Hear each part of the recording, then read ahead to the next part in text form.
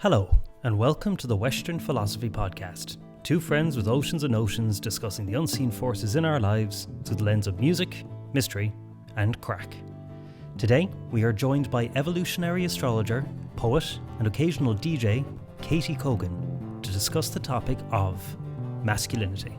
My unique experience of having a positive impression of the masculine and being comfortable working with men, I feel a sense of duty and responsibility to continue that now that the work that I do is more based on self-acceptance and growing an understanding of yourself.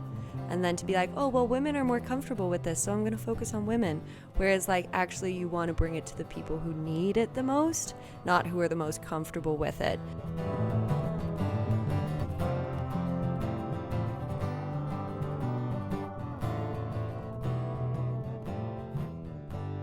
I tried to research for the topic.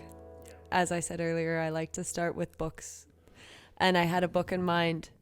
And I also was Googling. What I was specifically looking up was the genetics of maleness and how that actually relates to what might be our topic of masculinity is tenuous. I think maybe going in a rigid scientific fashion and talking about, what makes a man genetically. Oh yeah, I can't see that being controversial at all. But I couldn't find the book in the end. Might be a blessing. Yeah, it was actually going to be, it's a pretty intense book called Bioscience Ethics, and it's all about the consequences of your actions and I know. Yeah. Well, we've really dropped people in media res here. So there's a new voice who's talking about some heavy topics. So Here we have renowned genetic scientist. Yeah, it was my strongest subject. It was. Welcome, Katie Cogan. Hi. How are you doing? I can hear applause in my head. I hear Katie, it every time I Katie and I actually rehearsed a little cold open, which was to introduce. We didn't rehearse it. I was only messing. I just said it to her, but said and we really want to introduce our blushing bride, Anthony O'Connor. He is our blushing bride. Okay, this is also contextless. Somebody take charge. Anthony, take charge. Oh, humiliate me. Embarrass me. Rip the piss out of me. And they'll be like, you fix it. You fix it. Come on, I've Dad. been trying to sound check Dad. you two giddy children for 20 minutes. I do feel like I'm sitting here with my sister and I'm like, come on, Dad. Yeah. Wafer thin at the moment going into this. At least you've been rained on with gifts the last week. Look at the bouquet of flowers behind you. Well, okay, if somebody has to take charge, I guess it is Yes, Dad, me. they do. Yes, right. We decided today's topic would be masculinity. And when he says we, he means he. The men. The men decided it. No, only one man. Okay, sorry. But there's a reason we're having Katie on, but we did actually decide on this topic of masculinity before Katie proposed to me on February 29th, for which I am eternally grateful and blissfully happy. And I think you guys should tell about... Yeah, so that is kind of interesting that we had the February 29th proposal as well. Because I don't think that's what we were thinking of when we were thinking of masculinity. We were kind of just brought you on board to try to make a man out of the two of us, since we're struggling. Katie, can you tell us about the tradition on the 29th? Because I didn't know about this being a blow-in. So how legend tells it is that Saint Bridget, who is a very old Celtic pagan goddess, as well as being brought into Later the Catholic. Brought into yeah. She asked Saint Patrick if they could make an exception to the rule, which is that men have to propose marriage to women. And initially Saint Patrick said, yeah, we could maybe pick a day every 7 years. And she said, that's come on, we need to move a little faster than that. Well, how about every 4? And I'm not entirely sure if exactly at that point did they do the leap day, because it's actually a really interesting astronomical explanation of why we need to add in an extra day every 4 years. I have heard that I think a couple hundred years ago, not exactly sure when, that because they had not added in extra days, they needed to add in 10 extra days into October because the seasons were no longer aligning with the months. That's what happens if you don't add in this extra day. So it was agreed that they would have the day where the exception for men proposing to women, so women can propose to men, be February 29th. Yeah. And with that agreement, St. Bridget gets down on one knee and proposes to St. Patrick. And he shoots her down. He said no. He said no. But in like as a gesture of goodwill or recompense, if you turn a lady down, you ought to buy her a silk dress. Oh, I didn't know that. Yeah. So I was either going to get a husband or a silk dress, which you know. I hope you're happy with the outcome. I am so happy. I love being engaged to you. Yeah. It is an interesting one to bring into the masculinity, I guess, conversation, because it's like, where do you begin when you are talking about something like this? I think that is an interesting thing, because it is hard to know where to begin, because I think right now there's a lot of talk about duality and polarity. Mm-hmm. And if you do believe in male and female being distinct and opposite things, it's very easy to know where to begin. But if you believe in male and female being interrelated and codependent things and, you know, maybe co-generational things, then it's much harder to know where to begin. Because neither is 100% one or the other. So anytime you're talking about masculine, there will be elements of the feminine. Yeah, and that it's interesting that you guys have also decided, or we've agreed to do masculinity when you have a woman on as well. Mm-hmm. So like you need... By saying masculinity is this, you're also in some ways pointing to not the opposite, but the comparison point is femininity. Yeah, and I would really like to say, starting off, that we didn't just get you in because you two are getting married, but also like even no, but we would have always. What would be the problem? We're engaged now, Bart. We have to have her on. No, but I do want to. I know it's probably silly, but I wanted to say like we would have always had you on because I think one of the reasons it's very interesting to talk to you. But she's giving me the twinkle where I'm just like, oh no, it doesn't matter what I say now. She's gonna rip the shit out of me, which shows you a lot about the female and male dynamics in this room. I'll just close my eyes instead. But no, it's very lovely twinkle. But I was going to say, like, I really like talking to you about this kind of thing because you are someone who's very nuanced about all that stuff and has a lot to say about it. And like we were here a couple of weeks ago, you hosted an astrology session for a group of lads, which was super interesting. I think most of us were astrology virgins, and or not all of us, but and it was so interesting. And you can talk at such depth also about the male themes that come up in that. So I just wanted to, to say that. Just thanks, Bart. Yeah. Why did you want to run a men's astrology group? Well, on a very pinpoint, this is the reason why, is because I had to actually exclude a man from my first rounds of astrology in the morning. So this is a group astrology session that I run with about 5 to 6 people in each, and we will look at people individually, but as a group. And the first few, the signups were women. So, we had 13 women sign up, and then there was one man. And in that ratio, you have to ask, is this a mixed group, or do we need to make the decisive decision that this is actually for women only, which it turned out to be the latter. We needed to keep the space for women only. Yeah. And I then was like, oh, but men are equally as benefited by astrology as women, and even maybe they need to be encouraged into it more. Because there are these, especially around Claire, as the person who I excluded from, I learned a lot. He was a really good teacher in sharing that this was not the first time he's been told he can't come to a space because he's a man, Yeah. And he's just this I just want to engage with what's going on in the community. He wants to go to Zumba. He wants to go to astrology in the morning. He wants to go to the fitness class. Yeah. And then he gets there and Yeah, it's actually women only. We didn't put it on the poster, but Can I jump in here? Because I hope you don't mind me quoting you, Bart, but when Katie was running her first Astro in the morning, you were like, oh, is it a women's only thing? And I was like, and you're like, oh, or is it a thing that's technically mixed, but actually it's women's only? yeah. And not in like a snide way, but I think there are certain spaces where it just makes sense to have them gendered. And I think you didn't realize that probably when you set this up, but when the possibility of including a man Came happened, up. you're just like, oh, this would actually change things. Yeah, and let me also say that I've been in, women's circles before online. This isn't something I do that often, is women's circles, but I did one online, and the facilitator of it, it's interesting. Okay, so it was like a global group of women who didn't know each other, right? But it was a Zoom-based event that you could sign up to on Eventbrite, and like everybody could introduce themselves. There might have been about 16 people on the call. And then there was this one like shadowy figure with their camera on, but like floating around this dark room in dim light.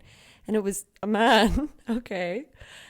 But the man was like not engaging and not responding to like the prompts. And then the facilitator was like, oh, and let's call him like Alexander. Alexander, what do you think about this? Would you like to like say a few words about why you're here tonight? And he unmutes in his like dark spare room and was like, what do you want me to say?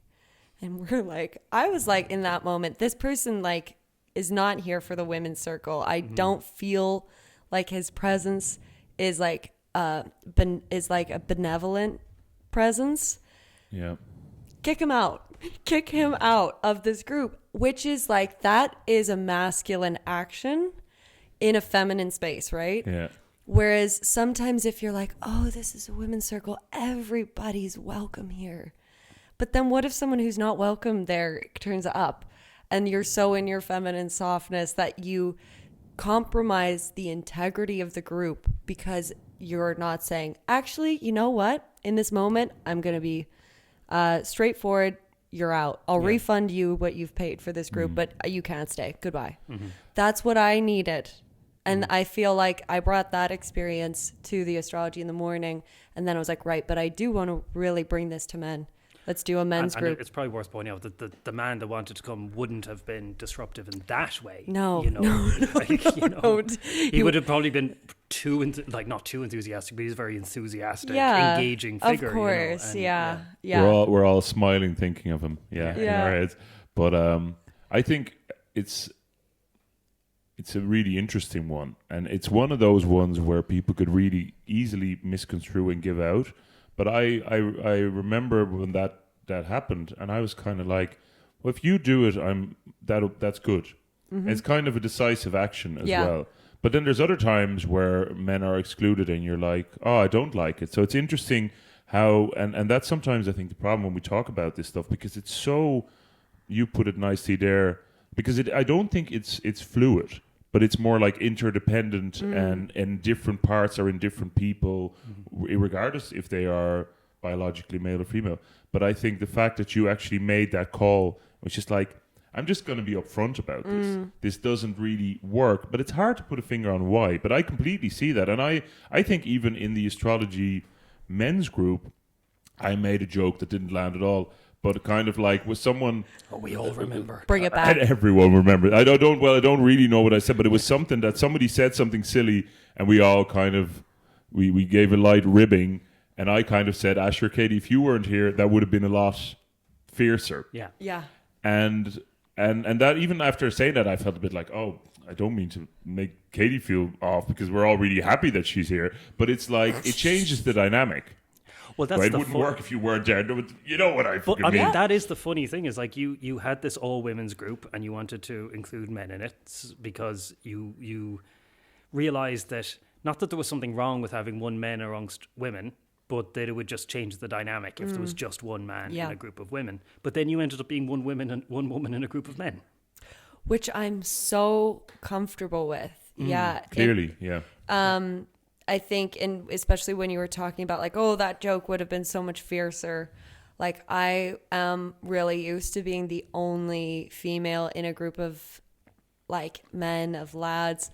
I've had many conversations with guys where they're like, when we say the lads or the boys, we also mean you too, Katie. Are you offended when I say that? And I'm like, no, you know, but there is also something that's true, which is I'm not one of the lads. Like, as much as I can be comfortable in those spaces, I will, like, there is a difference. And I also can't, like, when I hosted a men's astrology group, I was like, this is a mixed group, even though all the participants are men, because I'm a woman, you know, and it will change the dynamic. But I think that's just like also something to do with me and my energy. I have a bit of a masculine energy.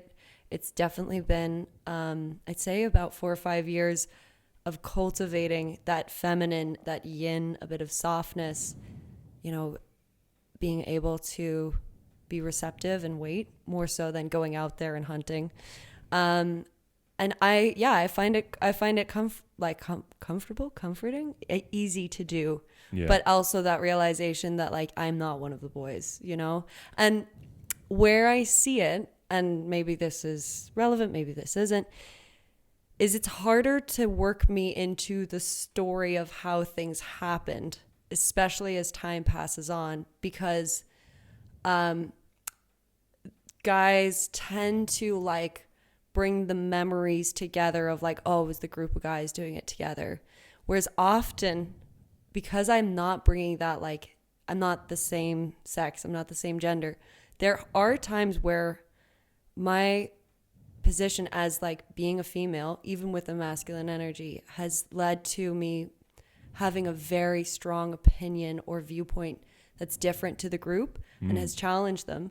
And often it's easier to be like, that didn't happen. And those are really the moments where, you know, challenging how opportunities are passed on within organizations. That, for example, is something where I'd make it very democratic.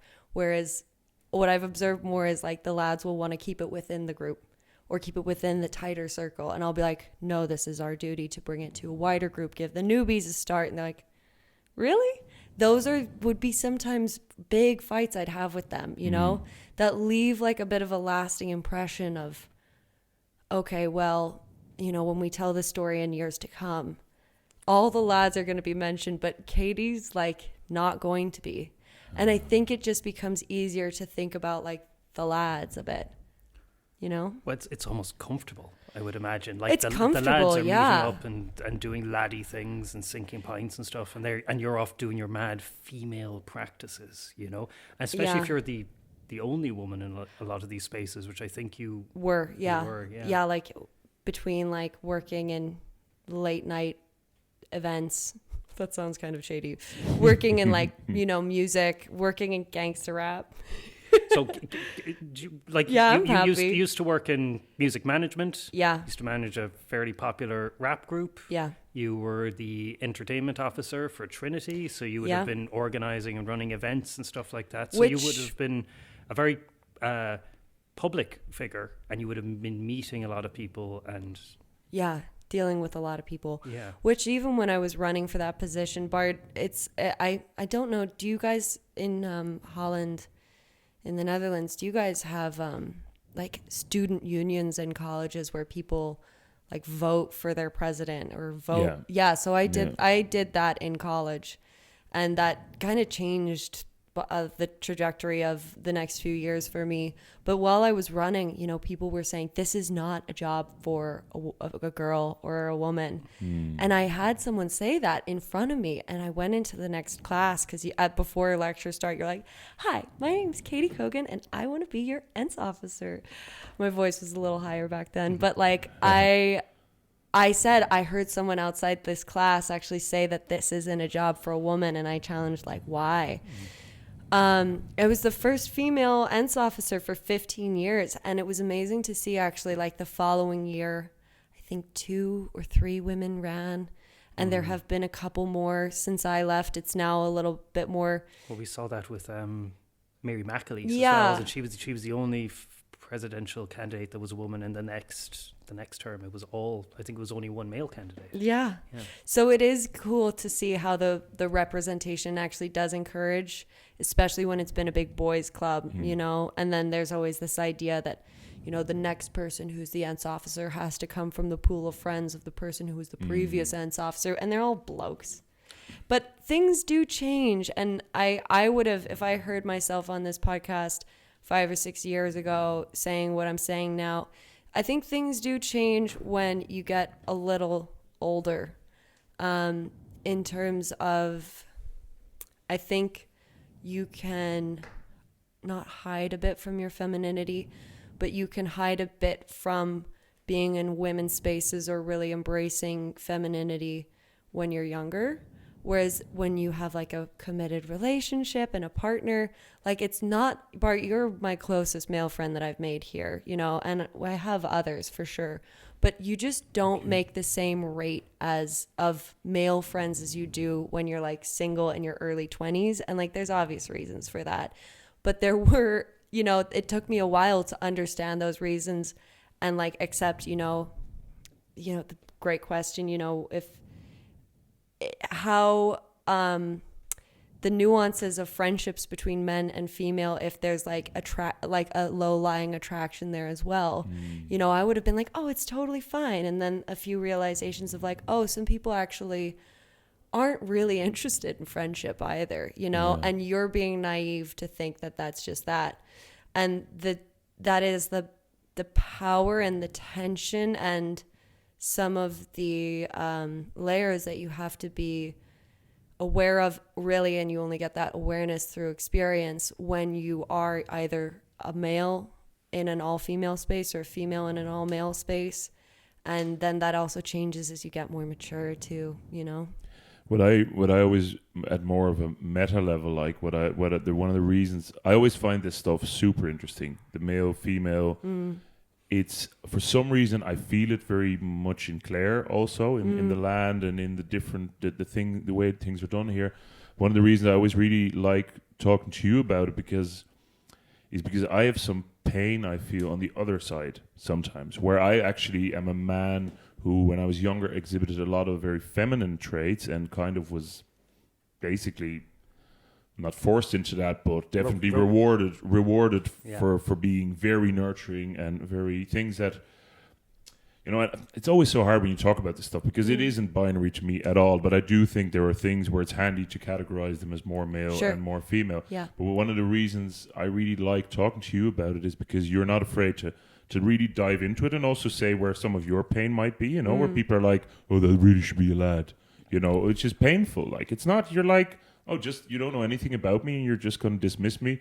But then I get, it's a terrible word, but I do get triggered sometimes by people because nowadays it seems like there's been a lot of correction where people want to correct it and it probably needs to be corrected. But then a lot of people can be very dogmatic about that. And what I love when you talk about that stuff is like, oh, we can really get into it because it's done in good faith, you know, and it isn't actually like, okay, it's been a boys' club, let's make it a women's club. It's like, no, let's make it an everyone club, you know? Totally. And I also, I come from a viewpoint of like really loving masculinity, being really comfortable with it, you know, and really like I have a great father.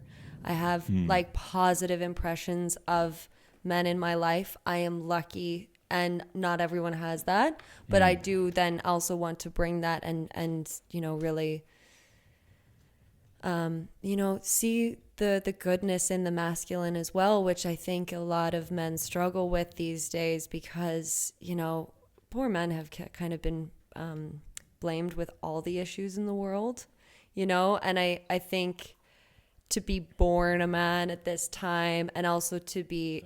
You know, it's the same. I think in a lot of ways, like, you know, women as well, and like just talking about the parallel journeys of like masculinity and femininity in, say, America in the 1970s and 80s and 90s, where it's like, you know, women in the workplace, do it all, earn the, like, Yeah. women can work to the same level as men. They're as capable. And, you know, there's almost like that something to prove. And I'm really grateful to be a woman born at this time because, you know, I can have a career. I can, I can have a profession. I can become proficient at something. But I felt like there was this period where, like, proving that you could do a job as well as the men became more important than perhaps dedicating the time to having a family, because that's culturally what was praised more, you know? And then that's actually a female exhibiting more, let's say, masculine traits. And then we have men who are also, like your experience, being praised for exhibiting more feminine traits. And then you're kind of going, oh, if we strip all that back, you know, who would you be, and what would your personality be like, and how would you present if you didn't have that positive reinforcement for acting more? What would be your actual blueprint as a person, rather than, and obviously we're always going to be influenced by our environment. One of the things that I always think when you talk about being born in a certain time, like being from the Netherlands means that I basically from one of the most progressive countries in the world for a long time. And it's really interesting because it's very different. Like I always say, like as a quick hand kind of example, is that like my grandmother went to university in the early 50s or late 40s, or, you know, and and she did when kids came, she did want to be with them, and maybe there was also not another option. I'm not sure, but my grandparents had a very equal relationship in terms of housework and all that stuff. Totally. So it's been there for a long. Also, something like gay marriage has been nearly around as long as I'm alive in the Netherlands, you know, and it's definitely been a very accepted thing even before it was set into law. So sometimes it's just a slightly different framework, and I notice that now when everything's become super globalized and people have a lot of discussions of a certain way about that I think, I do come from a different... It really matters where you come... I'm going all over shit. No, it does, yeah. But I went to... this is such a stupid... But usually the stupid examples can be funny. I went to see an American comedian, Bart who's just like this lad, beer drinking, you know, really... And he had a lot of... my wife bought tickets to see him in Amsterdam, and we went there, and it was great crack. It was really fun, and he had a lot of opening acts. And but one of the opening acts was a woman who had her act was kind of based on being shocking. Okay. And she just went like it was. To be honest, I really didn't like it. There's a lot of I shouldn't say this, but there's a lot of female comedians I really do like before anyone gets the wrong idea. But she really went like, oh, look at me being slutty or being, and it just wasn't funny. But also what she wasn't realizing was that she was speaking to a really progressive country. Yeah. But they'd been flying all over Europe, like they probably just came from Poland or something. So she didn't realize. So she was kind of like, oh, she wasn't getting a response. She's like, oh, is this too racy for you? And everyone was just a bit like, no, this is boring and not really funny. You know? And you could just see everyone kind of going, kind of politely, you know. And she's like, oh, these conservative people. And it's just so funny, like the context you're in, it changes so much of how you see the world, you know. She saw the opposite of what I saw there, you know. Yeah, it's interesting also when you I guess in the Netherlands you guys have worked through and gone past that like idea that like if women have you know, sexual liberation, that they're automatically going to be like a slut. Yeah, you know. And I actually quite like the word slut. You know, if you can take it out of the context of, you know, shifting 3 people at the disco and then someone calls you the slut afterwards, and you're like, oh, I feel guilty. I asked you not to bring that up, Katie. But, you know, a slut is someone who loves to have sex. And it's actually a great thing to love to have sex. Yeah. Great way to like embrace pleasure and create intimate bonds between, you know, whoever you are sexually attracted to, you know. It is interesting that but it is interesting that sometimes you can take something and swap the gender. You'd be like, oh, if you called a man this, does it make sense? You know, and that can be kind of interesting. And then you're like, why doesn't that track? Because like the male version is I suppose, a stud or something. No, you can call a man a slut, but then you're like almost like you think that you're like going like, go on, you like It's stud. not the same. No, though. no. It isn't the same, yeah. Joe Rogan has a special on Netflix where he talks Where's about. our Joe Rogan bell? Yeah, shut up! I don't mention. But he had a Netflix special, and he talks about Harvey Weinstein, and he's like, if something like that happened to my daughter, I would want to kill him. If it happened to my son, I was like, do you want to be Batman or not? You know, and I was like, yeah, that's the other side of that. You know, he's kind of like, if Harvina Weinstein was like, go on, so if you want this role, and he was like, it is different. He said it's both terrible and wrong, but it feels it hits differently, and that's just a reality. That doesn't mean that should be or whatever. Also, what you said there about the word slut, I really don't like it when we're too careful with words. Like I love using words that are a bit wrong and a bit edgy and a bit like, yeah. You're actually very good at this personally, at kind of needling me a little bit with things like, oh, are you being, not necessarily words, but like, oh, Bart, you're doing, I can't even have a good example, but you're very good at kind of going. Yeah. Oh. With certain people, it's appropriate, do you know? Because it's fun. You want to have a bit of fun, and you know, well, that's supposed. And also, I don't want to talk about your astrology chart too much, but like, she has the ace in there. Bart is a Scorpio rising, so like going for these edgy topics where it's like, let's really pull back the truth and figure out what we're really trying to talk about here is like appropriate for Bart, you know? Well, that's me done. So we could just do our charts and we'd be... Yeah. Let's reveal all about each other. But I suppose what I'm trying to say is like that the intention is always the thing. Like just when, like when we started talking about your astrology group for men or for women, when you do that, I'm like, yeah, Katie thinks about stuff. Katie tries to include everyone. She is a good reason, I'm sure. And you do. You know, but some with other people, when it's just like, you're like, oh, no. Yeah, and also... I don't think, as I said, that my unique experience of having a positive impression of the masculine and being comfortable working with men, I feel a sense of like duty and responsibility to like continue that now that the work that I do is more based on like self-acceptance and growing an understanding of yourself. And then to be like, oh, well, women are more comfortable with this, so I'm going to focus on women. Whereas, like, actually you want to bring it to the people who need it the most, not who are the most comfortable with it. And, yeah, it's also a cool analytical form of, like, I guess, divination as well, because it is so intellectual, you know, astrology. But I did like your solution to it, where when there was this realization that even though it hadn't been set up as a women's group, it was a women's group. And that was completely appropriate. I mean, one thing you're doing when you say that is that there are topics that are best discussed amongst women. I remember some of the examples you gave was like relationships and with boyfriends or husbands or fathers, you know. And it would be different speaking about those things with a man in the group. Not necessarily better or worse, but certainly different, I would imagine. But your solution wasn't to double down on being a woman's group. And your solution wasn't to ignore that and just start mixed groups. You were like, okay, women, there's more demand for women to do this. We'll do a few women's group. We'll float the idea of a men's group, which I think was very, very successful. I know you've talked about doing a mixed group in the future. So it's not one or the other, but like there's definitely attributes to each. yeah, and I think also making space for both and... Yeah, there's certain things that men are more comfortable talking about too. And also, yeah, I think if people have like a little bit more literacy and also, yeah, again, as I said, super comfortable around men. Some women are more comfortable around other women. Some women are comfortable in the mixed group.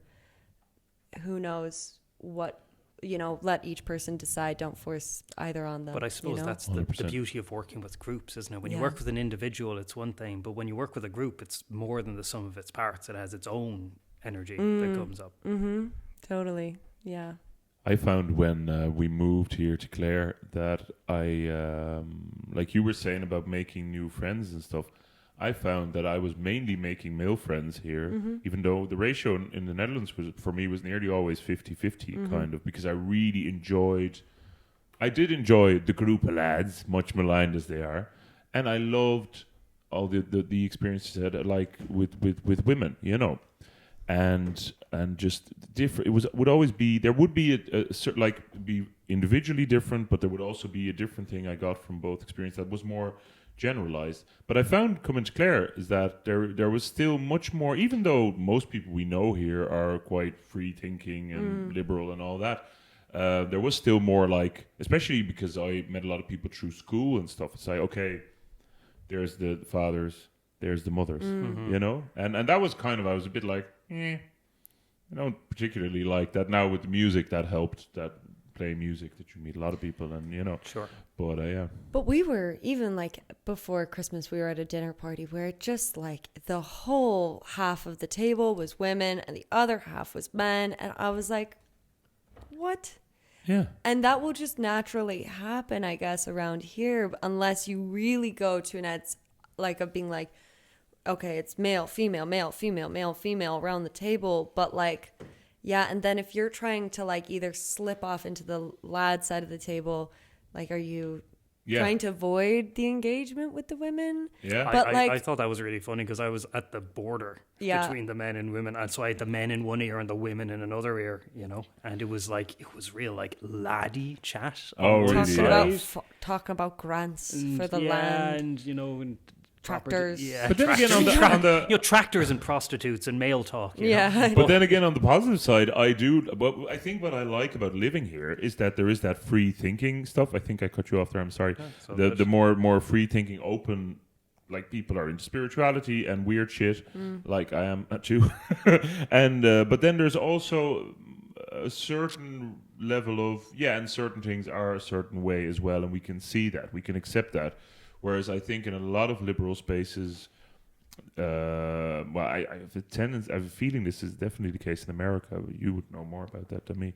But like, that it becomes more, no, that was all wrong, and this is the way we should now do it. Whereas here, I like that there is there's a rootedness and there's an airiness. It feels like it's both there. Like we have the farmers who are just working the land, and then with the musicians who are trying to, you know, connect, I don't know, with the channel the other world, you know. And but sorry for cutting you off there, Angie. Oh, it's okay. It was tractors and prostitutes, and I thought I better stop this list before before he reveals the really good stuff. Yeah. No, I nicely cut everything off there. Thanks. Sorry. Yeah, it is. It's interesting though. Like, something I do want to observe in this, you know, well, two things that come up is, you know, me being truthful. I have examined, you know, my own inclination and natural appreciation of the masculine, and some of that is how I was born, you know. Whether you could do a panel of bloods and it shows I have a bit more testosterone in me, I don't know. But the other is, like, I was born into a strong patriarchy in my family. My dad was the head of the family, the silverback gorilla that we all felt very protected by and loved by. And so I had to challenge at a certain point, and it only actually came through being very quiet and spending some time practicing yoga and giving myself loads of time in the different postures. This was very like yin yoga by myself. It wasn't about, you know, quick movements. To realize that, you know, some of that love for men also came from internalized misogyny of thinking that men or being masculine is actually preferable to being feminine. And that was a big moment where you kind of start to realize, actually, like, maybe the way that I am is now it's gone to this like cultural place where I need to remove that influence, but slowly, and be very gentle on myself, because these things, it takes that a long time to realize. And it's also harder then to realize those times where perhaps you weren't really supportive of your fundamental nature because you're so conditioned to being like pro-masculine. Well, it's interesting because you were in spaces where you were being basically rewarded for your masculine attributes, your ability to be visible and get things done, assertive, and driven and assertive. Yeah. And Bart, you were in a situation where you're being rewarded for your more feminine aspects, to be diplomatic and empathetic and a peacekeeper. And it is interesting that what that affirmation can do, and we're often not aware of it in the moment because our environment is our whole world, right? Yeah. And you're like, if I'm doing a good job and getting rewarded for it, I must be doing something right. Yeah. But I suppose that's where things like maybe rites of passage, come in, where it like affirms the masculine in male and the feminine in women. And I love talking to the two of you because you remind me of almost like Tiresias, the Greek mythological figure who, I think he started as a man and then he was turned into a woman by the gods, and she was gifted the gift of foresight, because they had this experience that not many people have, and that gave them tremendous wisdom and foresight. So both of you have like lived in the other realm for a while and have to come back to your femininity and masculinity. And I'm gonna basically, you've talked about the yoga, but like, how do you come back to it? How do you reconnect with that aspect of your nature? 100%. And for me, a really big one was also becoming a father than myself, then to actually play that role that maybe was sometimes a bit absent, and but I won't go on the microphone and say all of that stuff for other people's sake, but it's like it's very interesting how you do it then, and also what you're saying about rewarding children for certain behaviors. I'm very aware of that, and it's tricky because you do, and you catch yourself saying things where you're like, wasn't great, that's a bit guilt inducing or whatever, but yeah, I suppose with most things it is just like let them at it, and children have such a capacity to try on different things as well. And I'm just thinking about the masculine and feminine. Like, we had loads of times where our daughter was playing the Frozen stuff, and then our son would want to join in, and he'd be there in the dresses, and it's all great, and they can try everything out. But then I also know people where they're very happy that the dress is put on, and then I kind of go, yeah, let them at it. And they're like, oh, well, they can do whatever they want. I'm like, yeah, but you're very happy when they do that. But it's so hard because we all have those things where we're kind of going like, oh, I like to see that because I want to see more of that in the world or whatever. Yeah, I've made this all very... no, that's a really interesting point you've brought up, is like, yeah, of course kids should try everything, but like, they're so sensitive to their parents. Like, they know what their parents are pleased, when they do this, and they're just these little empathetic sponges that will reflect their parents back to them. So I'm like, okay, this behavior makes mommy and daddy happy. Yeah. Will I keep doing it? And it's interesting too to think that, like, if one has, and I'm only using the feminine as an example because I feel closer to it, but say if you as a woman have had like negative influences of masculine in your life, like say absent father or abusive relationship, like we're thinking the hard edge extreme of what happens if there's the toxic, let's say, masculine, and then you have a son, and then you want to see that son become like a feminine son, a feminine man. Any masculinity can be exactly, and then that's also like passing the wounding on, and where you need parents, and this is what I think is so beautiful about your truth of coming into fatherhood and needing to embrace that part of masculinity that maybe you had segregated or had put in a box and said that's not good to touch,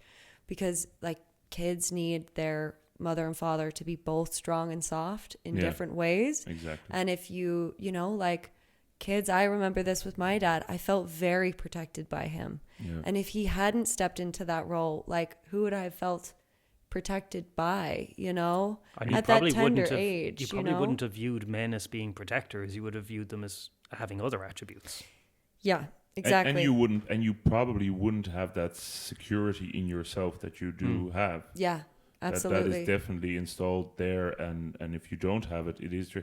And 100%, I was, to an extent, I was that kind of like, oh, if you have a negative experience with a man, then for the child, let's make sure that all the male stuff is, and not all of it, but is put away. And Yeah, it does feel very. On a positive note, it feels very powerful to reclaim it, though. But but you, like you say, slowly. And I have friends who have children, friends who have sons, and they get to a certain age and they're like, I want to make sure I raise my son into a good man, Yeah. And they're wondering how to do it.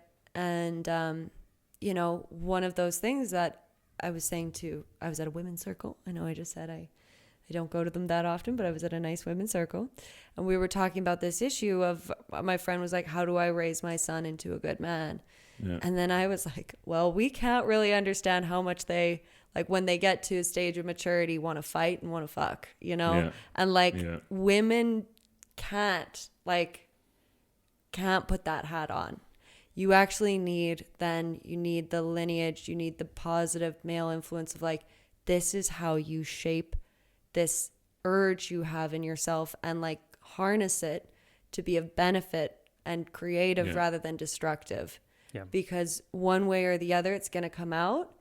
That's why kids playing sports is so important, or really honing physical skills and abilities, because there's that how do you deal with that anger, that explosive anger that not all men, but a lot of men, and you see it in little boys, you see it do daughters kick and bite as much as sons? Definitely not. Do you know?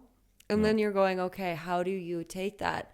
And rather than being it's terrible if you do that, which, but then there are some cases, we're not living in a, Ireland's a neutral country. We don't live in a time where we do hand-to-hand combat, but think of the times when the Vikings were invaded Ireland. You'd be handing an axe to a 7-year-old, be it's time, you know? That used to be a skill that was important and valuable, and now we've done a 180, but that urge, that impulse to fight is still there, And you see it leaking out then, I really was always very mistrustful of my anger, and it felt that's a bad emotion. But it felt so big then as well, because it gets like a balloon that you push underwater, you feel that force bubbling up. And then actually when I, through therapy and stuff, got to the point where you can actually acknowledge it and be with it, you're like, oh, actually, it's fine. Yeah. But I really had the sense, if I open that door, it's going to be Hiroshima. Well, I just think something really interesting here is that there's no, at least I could be wrong, but I can't think of any positive words to describe what you're talking about. When we're talking about the feminine, we're talking about, nurturing and soft. And we're talking about this aspect of masculinity, fight, conflict, anger, What I would call it is protect, just... I suppose. Oh, yeah, I would warrior. just call it yang, know, which can be excessive or deficient. And when it's in harmony, it's good. And when it's excessive or deficient, it isn't. We specifically call that liver yang or wood yang energy. But this is something that I brought up in the astrology in the morning, that if we don't cultivate, if we constantly, if we associate this urge to fight or this urge to protect, that we're associating with masculinity and this urge that men have. If we don't have that, how much do we hear people talking about boundaries? This is my boundary. And it's really important, especially realizing where your boundaries are and when you flex them. All boundaries are not inflexible, but that's also a clear representation of where pathologizing that urge to defend, fight, draw a line and say don't cross it. If we had more of that in healthy regulation and harmony, as Anthony's talking about, then we wouldn't have this deficiency of boundaries where you're going, oh no, someone needs something of me and now I feel obligated to give it. That's the receptivity. That's where we get into toxic femininity, where you let everything in and you don't know how to get it out, because in the women's group where there's this creepy leery dude and you're not going, get the out of my space. Yeah. Because you're oh no, it's all soft, space. It's a feminine space. Everything's received here and we have endless nourishment, and then you're and Anthony, you can speak more to this because you're the practitioner, but then you get women who are fundamentally drained and deficient because they're not going, get out of my energy. I think this is really interesting because the thing about anger, and I've probably said this before, but anger is a very interesting emotion because it's when it's flowing, it is its direction is outward, upward and outward. Guilt, sadness, grief, worry, all of these things are mostly pointed inward. 100%. Anger, and again, we don't have a positive word for this because I don't think all anger is bad at all. Yeah. And I'm not just talking about righteous anger. I'm talking about that urge to self-express honestly and change the world around you. That is, I mean, that's what anger does, is it changes the world. Yeah. You look at revolutions, they are upheaval, and then things are changed radically. Yeah. So what I find interesting when I'm treating women is often a different word is put on top of the pathology. I'm tired, I'm overwhelmed, or my favorite one, I'm irritable. And you're like, why are you irritable? I'm working a 70-hour week, I'm raising 3 kids and minding my mother and my mother-in-law. Yeah. Maybe you're meant to be irritable. You know, but again, for women, like at least with men, while our anger is vilified a bit at the moment, it's still expected. Yeah. We still have outlets. We can go play rugby or hit a punching bag or something.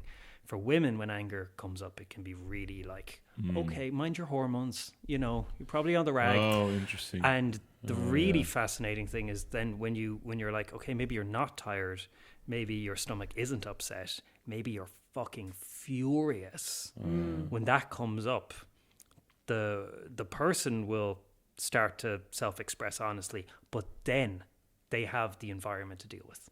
They have all these other people that weren't respecting their boundaries that were taking from them, and all of a sudden they've been cut off. A boundary has gone up and being like, oh, actually, no, you do that. I'm doing this for myself. And that's where conflict becomes vitally important, both for the person and the people that are draining them. The person needs to say, back the fuck off. I need to live my life. And these other people that are draining, that are just being vampires. And I say that in a very negative way. Sometimes it's not conscious. Often it isn't. It's, you know, inherited or learned. But they also need to come up against a brick wall and be like, oh shit, if I can't get this from this person, how do I find it for myself? Yeah. And that's a good thing. It's a good thing. Yeah. It's inspiring to hear that talked through, you know. What is the system, you know, that they do the little tests with you and they do the muscle test? Kinesiology. There's this like level of like, it's almost like frequency of emotions, and like guilt and shame are like half the energetic frequency of anger. Anger is like starting to rise up and like let it become externalized. And like sometimes when I'm, you know, either feeling guilty or shameful, and I'm asked, can this like transmute? You're not going into like, can this transmute into like eternal bliss and forgiveness and acceptance of all? I go like, oh, actually, can I move this into anger? Not, you know, you need to get to that angry stage. And that's where you also see it. Like, it is a feminine emotion too, but I think it's been pathologized both for men and women, you know? And I also have and I said this as well at the women's circle. It's funny how the women's circle has fed into sitting here and talking about masculinity and femininity. A friend was saying, oh, you know, I was irritable. It was probably my hormones. And I was like, no, we cannot start blaming stuff on hormones, because it kind of like diminishes them. Like you can harness the power of your menstrual cycle. And like, I've had such strong insights, especially like the last couple years where I'm more aware of my cycle. I've come off the pill now for about 5-6 years, and and particularly if the full moon is coinciding with my shed when I'm menstruating, the lead up to that, I will be like, oh no, this has to go.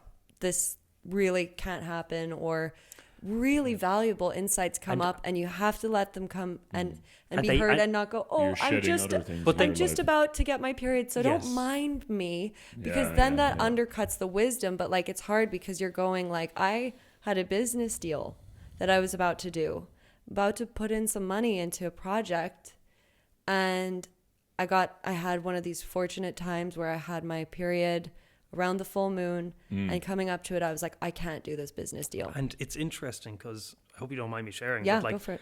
those insights tend to come from a very emotional place. Yeah. And if I'm there with you, I have to, and it's taken me a while to learn this, but not just rationalize them. Like, you have this deal, and I'm like, well, maybe you're coming at that from a very negative place. Maybe this will happen. Maybe this will be okay. But that I can't go back. And you're engaging with it not in a rational way, in an emotional way. And that's absolutely valid. And even while in the moment it can be a period of high emotion, in hindsight, the decision is absolutely right. It was golden. Yeah. And when you look at the cycle overall, it's like almost like a little microcosm of the rewarding masculinity as well, because, around ovulation, women tend to be more high energy, more social, more kind of literally sexy. Yeah. It was funny. Yeah. And then coming up to your period, obviously you're not. You're a little bit irritable. And then on the period, you're not able for as much. You're not as productive because you need to rest. And society literally rewards the more yang aspects of the period. And not vilifies, but definitely doesn't reward the more yin space aspects. for them at all. Like. Yeah. I think it's so powerful. No, you go. Well, it is. I think I was just about to say, it's clear when you're ovulating and you've got all this attention and everything feels great and you're going out and you're looking good. Yeah, totally. Commas. And then the time that you actually need to go and perceive your emotional body coming up to your period and take that extra time and sleep a little more and then go, actually, this tower's got to fall now. And trusting that. And I'm really lucky, Anthony, that I can share these things really raw with you, but generally it's not say don't act on them immediately. It is good to take a little time for you to go, okay, even this is, I'm, going to tag this with like words of like crazy or hormonal. I need to get past this. And like, that's my feminine intuition at work. And it's great when you're like, my feminine intuition says buy this course. What if your feminine intuition tells you to leave the relationship and you have to like find a new place to live or leave the job that you're doing or realize that like, you know what, that behavioral circuit you're on, you're going to have to change it. And this is how you have to change it yourself. Those are big realizations. And like, it's not always as intense. It's not always, not every month you're not going like, oh my God, I need to quit my job, or oh my gosh, I need to stop eating cheese. Probably depends what the build-up is. Or how like many of those you've already had to do, exactly. And acted on, Yeah. And do you think, is it also like, is it like winter kind of? A bit like a time where you have to go inside and deal with stuff on the inside, or is that too glib a No, comparison? I think you definitely can compare the seasons to the cycle, the phases of the cycle for sure. Yeah. And obviously I think even on a bodily term, it almost is a bit more like when you get your bleed, it's a bit more comparable to like, say, just when all the leaves are coming off the trees, because that's the moment of shedding and you're recycling and you're letting through. And then I would almost be like, maybe the winter is like a little bit Post. pre-menstrual, but I'm just thinking this on the hoof right now, and that's what we like to do. Yeah. But like, it is interesting, and something that I'd love to talk about with you guys is that like women have this initiation into maturity through getting your period and childbirth. Yeah, it's just physically there. For men, there isn't that test. Like when we were discussing in the women's group how to make your boy into a good man, I was like, rites of passage where they have to hurt. Yeah. And they're in pain and they have to prove themselves to themselves, and they have to realize their self-sufficiency and the level of their determination, and also like a really healthy respect for the elements that they are not the master of. And I was just wondering if you guys have like either examples of moments you felt like you went through a rite of passage in becoming a man. Bart, your father, if there's a specific example of that. I was going to say, because I actually want to hear yours, because I think that'd be more interesting, but I just wanted to say that I think you're right, that for women it's kind of built in. Yeah. and for men it needs to be a little more societal. Yeah. But actually that kind of makes sense as well. We did a podcast where we talked about boundaries, and that we have a sense that the boundary setting, like you were just saying, can be more of a male attribute. So that kind of makes sense to me, because that's more out in the world rather than on the inside. And but I definitely would have loved for there to be rituals like that, but there weren't really. Like, I remember my dad teaching me how to shave, but that wasn't a big emotional thing. My wife is reading a lovely book about the Celtic calendar and the different seasons, and there was a story, I think, in there about parents who were very aware of all this stuff, and they actually went, I think they went into the burn, but I'm not sure, they went into some place of nature, and they buried their child lightly and then so that they buried the child so that he could reemerge kind of resurrected as the man. And they shed tears for the child as well. Yeah. And that's something I can really relate to as a parent, is because it goes so quick, and you're constantly updating. You have a little toddler, and then you suddenly have this child who's talking, and then sure, before you know it, they'll be out in the town or whatever. But for me, definitely fatherhood was the first time that I really felt like, oh, I feel like a man. And also, I think I said this in an earlier podcast that about the boundaries, that kind of like walking with my daughter, my firstborn, and seeing some sort of not super social lads in town, and kind of feeling like, oh, I can fuck you all up, not because I can, but because You're fighting for something bigger I'm than fighting yourself. for something bigger than myself, and I'm completely willing to put all the chips on the table for that. And that was a really nice feeling. It definitely wasn't necessary either. It wasn't like a dangerous situation. Just a little fantasy in my head. But it was good to feel like, oh yeah, this body can be given easily now to the world for my child. But I really wanted to know if you have an experience of that, Anthony. Well, it's, you know, Of men, not of that, but of beating up teenagers. Yeah. He does it at Lahinch Leisure Centre every Wednesday. It's a good place, and they needed it as well. It's a Tremendous public workout. service. Yeah. What's interesting for men, you know, we hit our teenage years, and you get the growth spurt, and you get all the hormones that come with it. And you're just full of piss and vinegar. You know, all of a sudden, you're like, even in terms of like within the family, you're probably quickly stronger and bigger than your mother.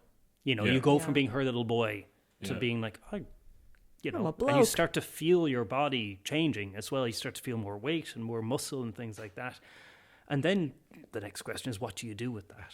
I think that's where we're failing young lads at the moment. Like, what do you do with that? Like, you know, in our country, there's nothing for teenagers. You know, there's GAA, which is rugby. phenomenal.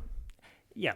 But the things you have to do to your body. And there isn't that much rugby even around here. There's you know, I'm thinking of Tralee, where you know, I grew up outside Tralee, and you could basically play GAA or go drinking in a field, you know? Yeah. And there's issues with both of those. GAA is probably preferable, you know. Those of us who are sick of the way Kerry play football might disagree with that. But you know, me and my friends, we set up a live band club. You know, when we were 15 years old, we went to the KDYS, Kerry Dawson Youth Service, and every second Friday we'd have a wee gig, and it was a bunch of teenagers come together, play music, and then there's no alcohol, obviously. You'd have like cans of Coke and soft drinks and jars of chocolate, and everyone paid €2 to get in, you know. And it grew huge, you know, and it spread to other centres in the county and so on. So like, and actually got huge funding, and they built a recording studio in the building. And even when me and my friends were off in college, when we were still like 22, 23, we'd come back and play for the teenagers. I'm just obsessed with this past lives. Yeah.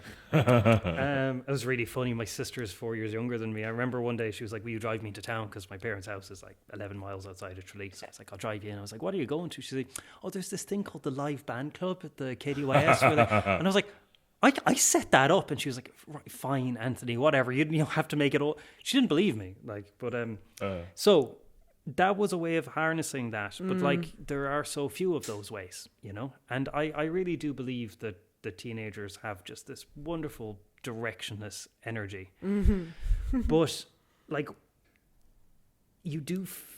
I will be honest, music was good and bad for me in that sense. It can really feed the ego as well. And I think it's about finding something bigger than yourself. And if I really have to say what got me through that time myself, whether I'm through it fully or not, it was the stories I read as a kid.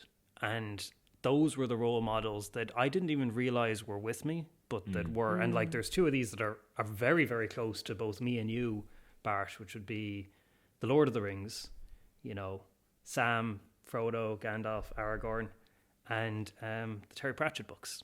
Sam Vimes, you know, which would be a huge one. And Sam Vimes is so great because he starts out as a young man full of piss and vinegar and becomes a father and like looking back, there's times when I was a teenager when there was nobody watching me, when I had a choice between two decisions, one of which could have been very, very negative and egocentric and maybe hurt people, and one of which was maybe, you know, and I chose the better choice. And it was only because of those stories, you know? And I think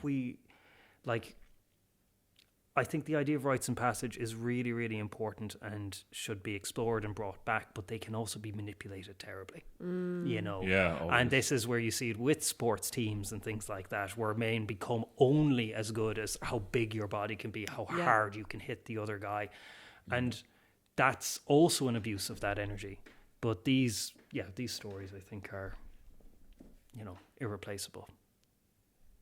Yeah, and I think when you can live in the story by a ritual that's actually there, it means a lot. It put me in mind of there's a podcast I listen to sometimes. It's called The Symbolic Worldview, I think, and it's interesting because it's by an Orthodox Christian. Is he a carpenter or a sculptor? But he has a whole thing that he doesn't like the material worldview. He's much more about the symbolic worldview about, we're all looking at how cute Barney is. Or are we? Well, maybe I was, just me. But anyway, they had a story about someone in their community really battling with depression. And that he was reading about Aragorn calling out the orcs at Helm's Deep. Yeah, we're going deep nerd now, lads. Yeah. But it's kind of like he's there looking out. It looks like they're going to lose, and he's looking out for the dawn. And the orcs shout at him like, "What of the dawn? We will keep on fighting." And he says, I don't know even what he says exactly. Something like the dawn can bring many new things or whatever. But and the story they were telling him about this depressed guy reading that, going that was so much more helpful to him than someone saying, "Oh, you'll feel better someday." Like we need to feel like we're a hero in a story, or we need to be a part of that. It's different. You need to visual. I wish I could do this in my native language. It'd be so much better. But it's like you know, there is. I can definitely see what you mean with the stories being a big part of it. I think these you know, these men in these stories are deeply imperfect. Yeah. Maybe not Aragorn. No, he's pretty good, yeah. But, you know, Sam Vimes, Frodo, Sam, Merry and Pippin are a disaster. They fuck everything up. Yeah. And it's just, and, you know, this reminds me of a conversation I had with somebody who works with teenage boys. And basically this idea that you have all this power and you probably are going to fuck up. Yeah. You probably are. And especially nowadays, if you fuck up as a man, you'll be ripped to shreds for it. Yeah. So what this leads to is like men not owning their mistakes. And they are believing, okay, if everything I do is going to be criticized, why not just live life for me? Be completely egocentric. Yeah. Be completely, use my power to take whatever I want. Why not? You know? Yeah. Because nobody's rewarding the other stuff. And this fella I was talking to works with teenagers, and there was this youth club thing. They have a dartboard. One of the youngsters was throwing darts deliberately into the wall, throwing it at the cameras, you know, wrecking the gaff. So your man gets the group together, and he's like, "Who did this?" And nobody's speaking up. And he's like, "Very simple, lads. If nobody owns up, club is closed for 2 weeks." And like, "Oh, you wouldn't do that. You wouldn't do it." And he's like, "Absolutely would. Who did this?" And eventually your man steps up and he's like, "I did it." And he's like, "Right, you're in trouble, but we'll fix it. Come back tomorrow." Comes back tomorrow, teaches your man to plaster, teaches him how to paint. He fixes the entire room, not just the bits he did, but the whole thing. At the end of it, your man goes, "You're banned for 1 or 2 of the weekday clubs. Yeah. He can come back. That man, that teenage boy, has now learned he can be a hellion. He can abuse his power. Yeah. And he can own up to it. And there's a road back, you know? And I think of lines in The Lord of the Rings where, like, Frodo was talking about all the trouble Gollum has caused. Yeah. He's like, it was a pity Bilbo didn't kill him when he had the chance, which is the most masculine solution to a problem, you know, and justifiable, like, you know, in the context. And Gandalf says, pity? 'Twas pity that stayed Bilbo's hand. Many that live deserve death, and many that die deserve life. Can you give it to them, Frodo? Yeah. Even the very wise cannot see all outcomes. That is stunningly important. That acknowledgement of the drive to abuse your power and that channeling of it into something bigger. And 100%. So powerful. And I think it's one of the reasons that you now see, like, certain types of content being much more popular, where people actually seem to want those people who own up to their mistakes. Like we mentioned the Joe Rogan bell there.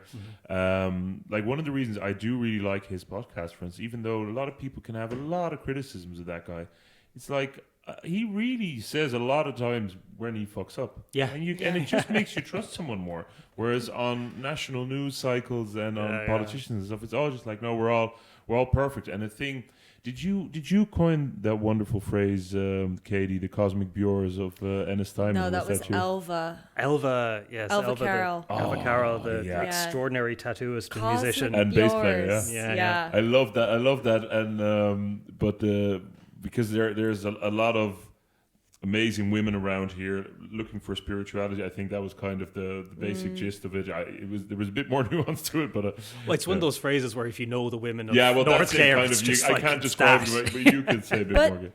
So this is also relevant to something else that was coming up this week. In talking about where we living in Clare, you know, was it Tommy Tiernan who said, like, Ennis Diamond's a great place to go and take acid, and there's loads of girls with their well, he was like, they realized, like, apparently Tommy and I haven't heard it myself, but I've been told that the Tommy and Hedker podcast, when they're talking about, like, North Clare, they're just like, you know, is there anywhere where there's these, like, hippie communities? And they're like, North Clare, Ennis Diamond, it's just loads of women wearing dungarees with no tops, and everyone's doing acid. It's like San Francisco in the 60s, which is... It's cute, you know, not maybe 90% accurate, but the thing is, there's a lot of women here who feel that they are ready to go to that stage of entering a committed, mature relationship and start a family. Yeah. And they can't find men to do it. I'm getting kind of emotional. I think because I feel so grateful I have my man, but, like, there are so many amazing women who just really want that. And again, it's hard to put out there because, like, you know, I'm going to be 30 this year, but women in their 30s are like, I want this, and I can't date without taking this into consideration. And there are fantastic men around here who don't want children. And I'm kind of going, but you need to be a dad. And I respect people's decisions to not have children. I don't think it's for everyone. And you know, we live in a world where there's 20,000 reasons to have not to have a child, and there's often only one, is that you and your partner want to. Yeah. And I just wonder where along their journey, if there's something holding them back from their truth of wanting to have children, where is that, you know, and why for so many men, or for your experience there, Bart, of entering fatherhood and feeling like this is where you became a man, why are there so many people who are either unable, feel that they're, like, not mature enough, or not financially stable enough, or unable to commit to one person in a way? Like, what's going on there, you know? Well, you completely picked up on where I was going when I was going to talk about the cosmic pures. Yeah. Even though that's a funny term, but it's beautiful how much compassion you feel for it, and I feel it too, because you see these wonderful people and you're like, why is this not happening? But I think one of the things is some of those men who would be great fathers have been lied to tremendously about that, about what it is, and that they shouldn't spread them more of themselves because they're terrible, which I found heartbreaking as well. And then what I also see is that there is, I literally heard a biologist call these sneaky fuckers, but like men who adopt the feminine qualities to try and to get into bed with women. And speaking of a phrase, which I think you coined, Bart. Oh yeah, I coined the opposite of the cosmic viewers. What was it again? I don't know. Wanker vultures. Wanker vultures. So there's this example, because I was revising all my evolutionary biology studies last night. It's coming in now. Of this fish, okay? There's a fish. So there's the little guppy fish in a lake in Canada. They're kind of an isolated species. But basically, there's a fish, there's the females, there's high competition for the females. And one of the ways that males have responded to this like selective pressure is by presenting, like they will have the physical traits of a female. They will look female, they will act female. And then this means that they can get closer to the female fish without them being registered as like a potential mate. And then they get close and then they dart in, and this means then they've had the reproductive success, which means that's strategy of having sex is going to pass on to the next generation. But what we're seeing now is men who are like, I'm super conscious, I have, I could offer loads, but you know what, my like, they can't make the commitment quite, or there's something missing. And this is where, you see like in a small community, it's just identifiable when someone's in this pattern. And I feel for them too, because of course it's not easy. Like, we're healthy, we live long lives, but as the child of someone who, like my dad was older when he had me, you can't pretend that you're going to live until 110. That's not happening. And I also think that what we think is needed for parenthood, and we actually talked about this with two friends who just shared with us that they're going to have a baby, and I'm super excited for them. And similarly, that the father to be kind of had to go on this journey of realizing that fatherhood was actually his true calling, and the amount of resistance that involved, because you're going like, no, I want to be the career person, or I want to spiritually ascend, and then it's like family, and you're like, no, I don't like that answer. I don't want that answer. I want something that's more about me, because that's the other thing is like, you literally, like women, it's very clear, but especially what you're talking about with fatherhood, like women have to get as close to death as usually they'll ever get in their lifetime, and be reborn at the time that they have their child to become the woman who can mother the child. Because like, say for example, me right now, until I go through the process of birth, I'm not the woman who can be a mother. I can embrace the potential, but I'm not actually the mother, know? And I suppose it's a bit of giving yourself up to something bigger. You're not in control of that. Yeah, you have to surrender and sacrifice. And that's scary, because you're going into the unknown, but whoever gets the like reward from not embracing the unknown. And I suppose that's maybe where a bit of rite of passage would be good, like making you feel small, making you feel like going into something where you're like, I'm not sure I can get through this. Yeah. But I am part of a tradition of women, and a or community. Lineage is a better word. Also, one of the things that I've been going to a Chinese medicine practitioner in the Netherlands for a long time. Before I found He's this cheating one. on me. Yeah?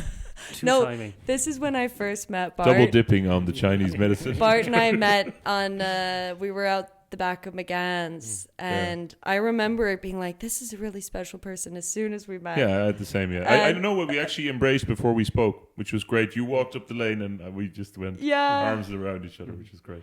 And and you said that you had a really special Chinese medicine practitioner, and I was like, would you believe? My boyfriend is a Chinese medicine practitioner. And you came home and you were like, I found a friend for you. Yeah, I did. Like, Yeah. It was funny the way you told it to me, where you were like, Katie came home and she said, I found someone, and you were like, okay, I'll go back now. Yeah. Like, no, it's for you. Yeah. Found you a hot blonde Dutch Yeah. man. Yeah. It But, was so cute as well, seeing your friendship blossom, just because I was like, oh, I knew, like, not that I'm in control of it, but just like, yeah, it's so wonderful, you know? I know, 100%. And, but he, going back, there's so many jokes I'm not going to make. But going back, like, to him, like when my wife Yvonne was pregnant the first time, and it was really rough pregnancy. She was puking for nearly 9 months straight, which I can't even imagine, you know, and there was lots of complications. But he said, you know, this is your body, and you can maybe speak to this or say it's not right, but like your especially your kidney energy, your kidneys are doing so much work refreshing the blood and all that stuff. Refreshing is not the right word, but you know what I mean.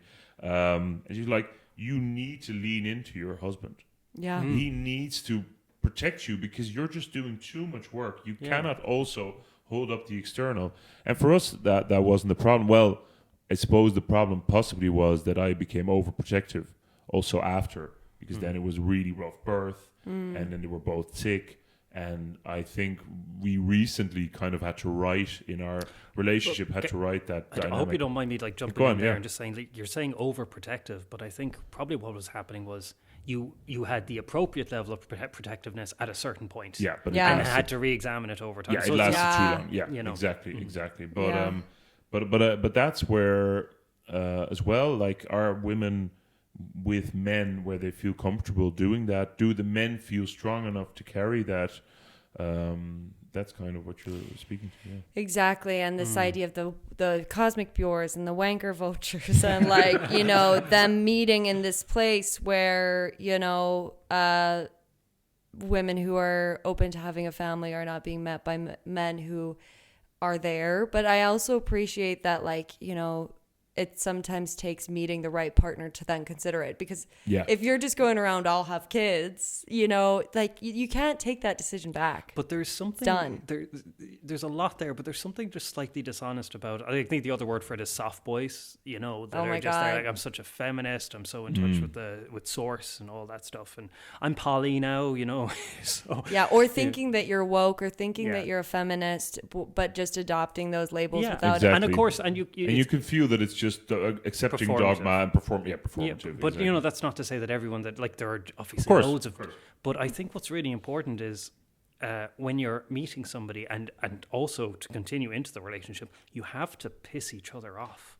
Like, you're two different people. It never happens. Yeah, it was like. No, your relationship needs a bit of grit, because. But like, 100%. I would say even more than that. I would say the conflict or the tension is actually vital. Yeah. Because none of us have all the answers, and there are certain issues where you don't know the right answer. It might take you a decade or 2 decades to be like, oh, what's the right way to raise a kid or something, and that it's almost like having an opposition in government or something like that. And I think it's important, even when you're meeting somebody, for somebody to be like, oh, you know, I'm not going to try to change myself to be everything you think I should be. I'm going to have a few of these rough edges. And it's also a good test of the relationship, if the foundation is strong, that you can handle these conflicts, that you don't need your partner to be walking on eggshells around you, that you can be like, okay, we agree on the important things. The goal is there, but we'll debate. Exactly. Over. My best female friend in the Netherlands, she said to me when I met Yvonne, she said, oh, I can see this is a good one because you're already giving out about her. And she said, you never give out about your previous girlfriend. Yeah. Really? You know? And because, I was walking on eggshells. It's 100% healthy. I was out He visiting gives out about you a friend. all the I know. time. I am a genuine pain in the ass because I also think that sometimes I'm perfect and like, oh my gosh. I love the look on your face when you say, I think I am perfect. It's so great. I really had to learn this. Like I thankfully had a roommate who I had done a lot of work with where we had done some of these like almost relationship style conversations of like, why don't you do the dishes and why don't you appreciate how I cook and made bread for you and cookies, and then you come home and you need to rest. They were also a Virgo and they worked in like a healthcare practitioner role, so I was like, thank God I knew some of my this was edges. Katie's warm up for me. It was my warm up. Great. Where was I going with that? About The conflict and the yeah, like I was seeing a friend and I was like, you know, he was living with his girlfriend for like the last 6 months. And I was like, okay, so what do you guys tiff about? And he's like, no, nothing really. I'm like, no, come on. And I'm not saying this to suggest that your relationship is faulty. It's not. It's healthy. And especially in the early days when you're like, you know what? Like, it turns out I'm a freak about like, I think that every time I clean the toilet that I deserve to be bowed down to because of the service of that. Whereas he's like, oh yeah, no, I get what you mean now, you know, and it's healthy to reflect on these things because it also means that you're truly, that's like intimacy, you know, when you start to be able to see the parts that, you know, you don't like someone who you like even date, but you don't live together, you don't see those things. And also you have to kind of look like, where did these things come from? Oh, they came from my childhood because my parents did it like this. Do we want to do it like that? Let's think about that for a year or two, you know? And that's a really humbling process. And yeah, you know, it doesn't, and that's, I heard this really cool piece of advice in one of these like pop psychology books, but it actually worked out. Like they're solid pieces of advice. And one of them was like, you know, unless you think that there's a potential to marry someone, don't move in with them, because you want living with someone to be a test for that really long-term committed relationship.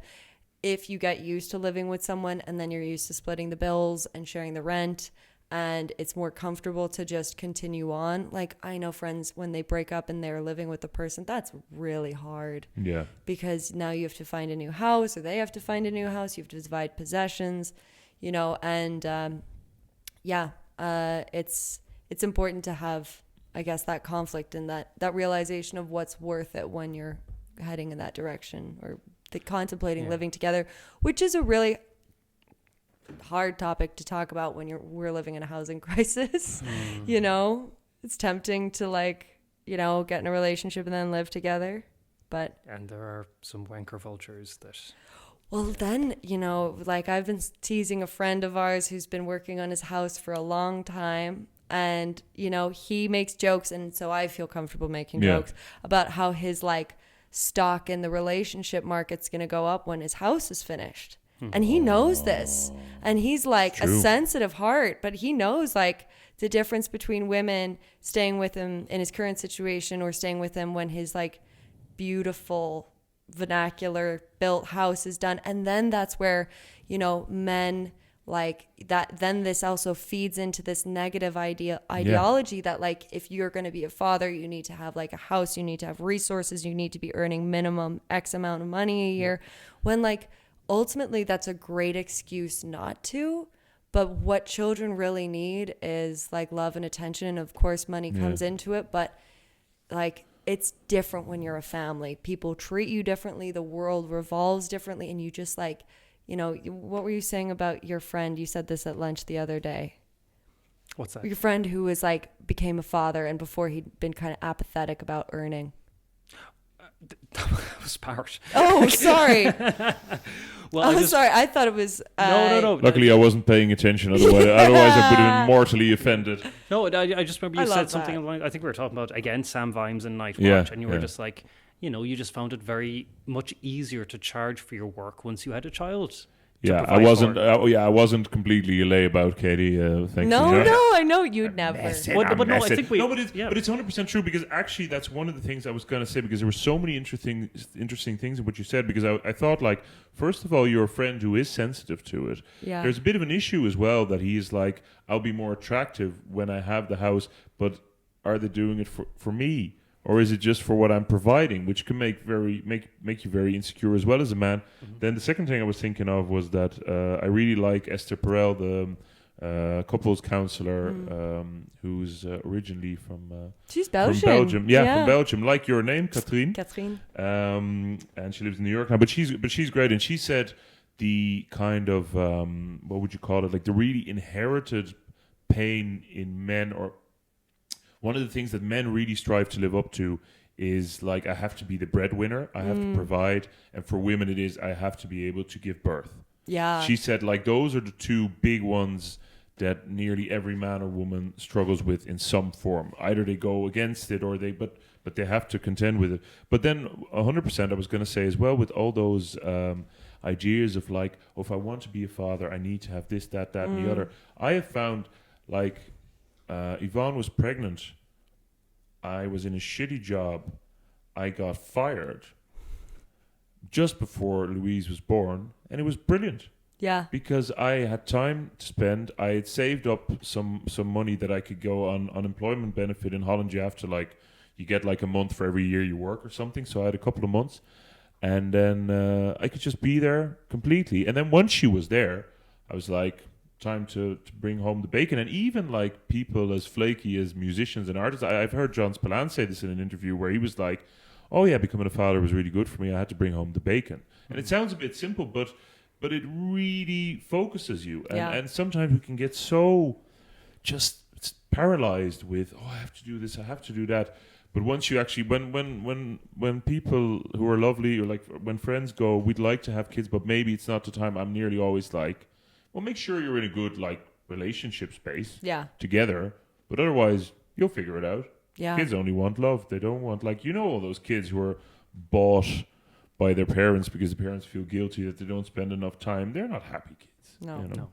Anyway, thank you for indulging this 4-minute monologue. I am loving that story that I was like, Anthony, regurgitate that story I liked of yours. Yeah, and what I loved about that in particular, which won't come across on audio, but Bart was hopping, trying to say something, and you set it up for me, and I was like, oh yeah, that was actually Bart. We'll allow you now to express. I know, and I already have such an inferiority complex about but, like, being a foreigner. It's funny there how it's like, especially all of us are self-employed, so we can totally relate to this. But, like, it's like self-employed, you're earning this for yourself. You're pricing your skills at what you think their value is, which is tricky. Yeah. Trickier still when what you do is to improve people's health and bring them into a better place. 100%. But it's about when it becomes, like, not just you, it's your family. It's the rearing of your child, that you can actually step in to that authority, and, like, the energetic possibilities of earning and being recuperated for your time and services. Like, what's any better motivation to, like, get to that level and grow your self-confidence and your true sense of self-worth? Otherwise, like, like, it can be easy to be like, oh, if I do the XY amount of gigs and I know I can earn this much, and that's fine for me and fine for where I'm at, like, I can. But then you have a family, and not that that's the only reason to earn, because what I love about Claire is there's a very perceptible point where people say, I won't exchange that much of my time for even more money now. Yeah. It's kind of... people value time, freedom, community. Yeah, art. It's radical. Yeah. It's radical. It's and I think cash. that's the biggest thing that when people are like, why do you live in Clare? You're like, because, like, there's some people just here can't be bought, Exactly. And what I've found in fatherhood, but I think people find it here generally, is that kind of complexity of time and money. Yeah. Because I've had things like, a thing that will happen quite a lot is like if you go into a music gig with two people and you can each get whatever amount. And then it's like, oh, there's a third person who's sitting around and you're like, oh, will we just share it? No, who's playing as well? You're like, oh, will we share it out? Like I've had this was a while ago, but like, where you and I have to go like, no, I need to really make sure that this is correct for me, because I'm if I'm away from the family, that needs to be worth something, because my time is worth a lot, because I need to spend, and it's also not just like, oh, as long as I make heaps it's fine, because if I'm not home, that's like what maybe previous generations of men did. That's not right either. Like, so it's kind of that complexity of how you thread that needle, and I think that's really appreciated here. And it was funny, I was talking to a good friend of mine in Holland who was like, I miss you, I want to talk to you on the phone. And then I was like, oh great. And she was like, how does the 29th suit? And I was like, oh yeah, that's what things are like over there. She's brilliant, like, but it's like, but you have to, the calendars are so full. And so, for instance, if Yvonne and the kids would go away to stay with her parents, for instance, when she was pregnant the second time, so she had one child and she was pregnant, she's like, you know what, I'll stay with my parents and then you can do a bit of work and my parents will look after me and it'll be chill, whatever. And then I'd be on my own for a couple of days and I'd be working, and then in the evenings she'd be like, oh, it's a bit lonely in the house, let's see if I'll say to my friends, hey, I have a bit of time. And everyone was like, that's great that you have time, but we didn't think you would, and so we don't have time. Whereas here, when the same thing happens, I could just walk into town. Yeah. So many bloody artist layabouts, you know, that you can. But I love that people are more like, let's see how we feel, what we feel like doing in the moment. And I've got to say that there's something, and I don't know if this is going to get very like undergrad in philosophy, you know, but there is like, I think there is an aspect to all these discussions about masculinity, femininity, the role of the male and the female society, like capitalism, the urge to produce, to be constantly productive and constantly earning, is a little bit at odds with, I think, the feminine. You know, this is what we're talking about in the cycle, where there's a few days a month where you're not productive, and that the importance of that. And now we have like new age feminism, where it takes men, a man and a woman, both working full time to pay a mortgage. Yeah. You know, where the value of a man is really, for a lot of people, like determined by how much property he has, because we are told that kids need this and this and that and that and that and that and that, you know, and that pressure is everywhere. And I think sometimes the masculine can blame the feminine and the feminine can blame the masculine for things, where it's actually this other unnatural, giant pervasive system, which again, like, it's what we're living in. It's fine. If it wasn't capitalism, it'd be something else. I'm you know, like that's, I like that. That's, you know, a good remark. But it has certain characteristics that I think affect everything. Yeah, absolutely. And to be able to deal with that system, you just have to learn so much. You have to be good at so many things. You have to be good at pricing yourself, setting boundaries, at all those things, because the system really puts a lot of pressure on you. And I do see, like, parents in general, but dads as well, that I know around here, who are just flat out working. Then they're trying to, you know, build a house for the family, and then they're trying to be super present with their kids, even though you can see the bags under their eyes, you know, are huge. It really puts a lot of pressure on people. Yeah. But Asher, we're all tipping away. We're all trying to get there.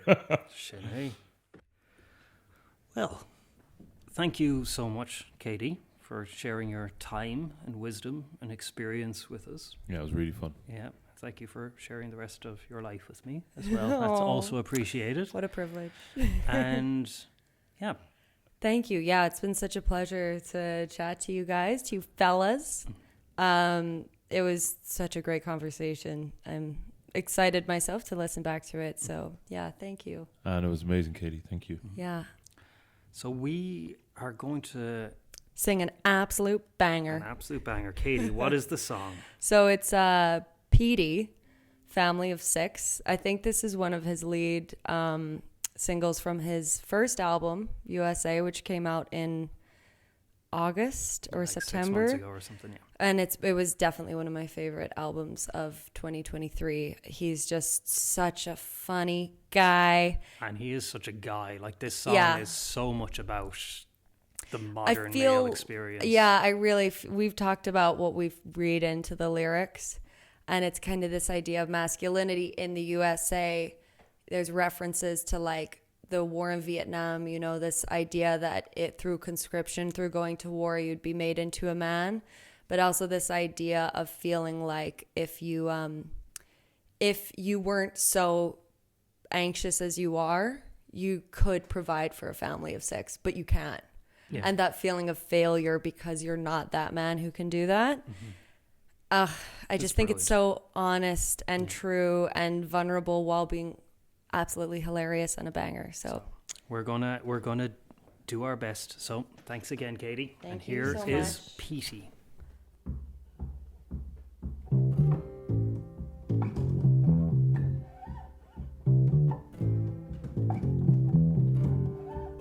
I'd like to think that I could have a deer in sight and pull the trigger. Oh, what a time to be alive, yeah, what a time to cross my fingers. And what if Arizona was right next to the ocean? What if I wasn't a bitch? If a mountain was a canyon, if I was a mechanic and a gaslight was something I fixed. Remember when they told you it gets better when you're older? Well, for now I still feel like a kid.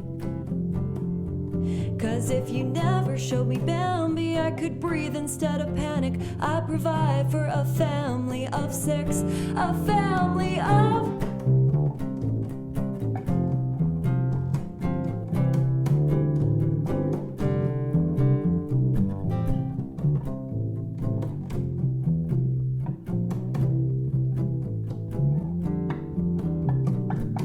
I'd like to think I could have fought in Vietnam if I was told to. Cross my heart, I swear to God, I hope to die, I'll tell the whole truth. If it's cold on the equator, I was never motivated by all this guilt.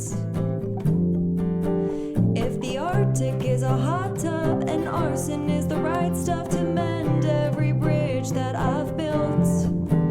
Oh, you just gotta believe me if I tell you anything. I haven't told a lie in a really long time. Last night I started crying in the kitchen. I was eating. I'm an overly sensitive guy. And I think, well, it doesn't really matter what I think. Throw the whole thing at it, throw the kitchen sink. Never mind, I take it back, I was just kidding. And I swear, man, I'm sorry, I forgot where I was going there. Where the hell we go next, I don't even care. But if they ain't splitting checks, I ain't even there.